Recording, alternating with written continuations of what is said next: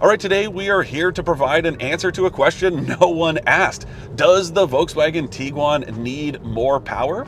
I didn't necessarily think so, but the brand has delivered with this Tiguan Turbo, which is a very confusing name. Now, Volkswagen is saying that it's going the Porsche route and turbo just means more performance, but the confusing part is that every Tiguan is turbocharged. In fact, they all use the same 2-liter engine.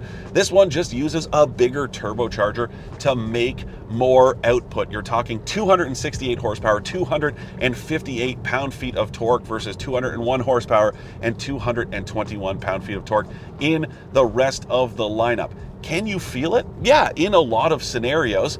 Did the Tiguan need it?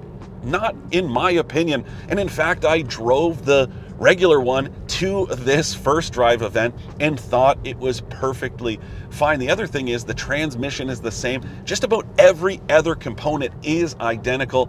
It's just got more output.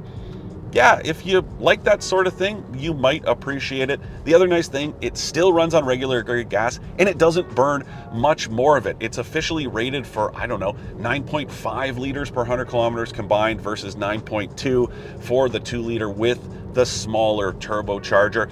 I really do think it comes down to profitability. Now, don't get me wrong. This is the best-selling trim in the lineup. People love this Highline R-Line, which I think is a very confusing name, but that is the top trim. In the States, it's called the SEL. But the point is, this is the best seller for the Tiguan, and I think that's going to continue. But here is the catch. It's going to cost you $1,500 more this year than it did in 2025 if you want this Tiguan with all the fixins. I'm talking massaging seats, which yes, they are absolutely fantastic, and I would say they might be some of the best in the industry at large, not just on the mainstream market.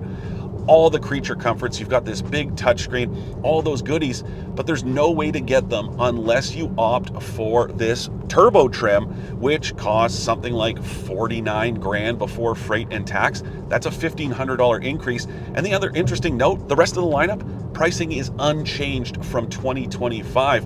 So it really means that Volkswagen is just making more money. Yeah, it's got a bigger turbo and some different internals. It's also got some other upgrades like larger ventilated disc brakes in the back, but really, that is a lot more money for a mostly unchanged vehicle, except one that's got a little bit more output.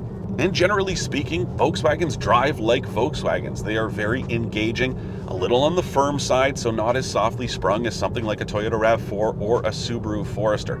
That means if you like driver engagement, you're going to enjoy this ride and handling. If you don't, it's still perfectly fine.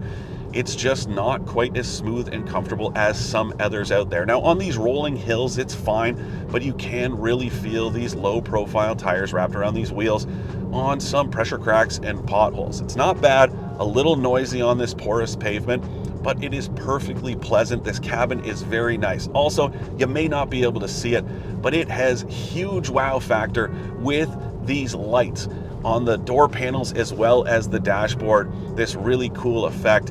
I really think Volkswagen has nailed the cabin design, although the user experience still not perfect. Yeah, this touchscreen is pretty good. It's responsive, it's big, and it's bright. You also have this digital instrument display, but it's still hampered by these sliders for volume and cabin temperature control. Now, you don't have to use them, but they're there, and it's hard to retrain yourself. I've spent all this week driving a Tiguan, and I still keep reaching over here instead of down on the console where this volume dial is. And when you're in the passenger seat, the same thing. So I wish it would fix that up.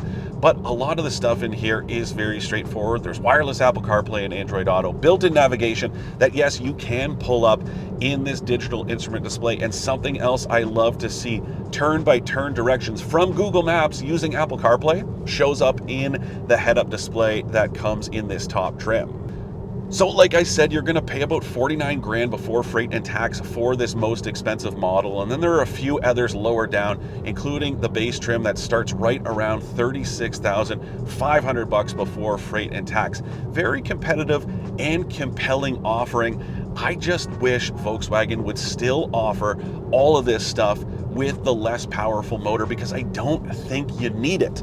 Don't get me wrong, extra torque does come in handy, but there hasn't been a time with the regular 2-liter that I've ever said, oh man, I wish it had just a little bit more guts. So like I said off the top, this is a bit of an answer to a question that nobody asked.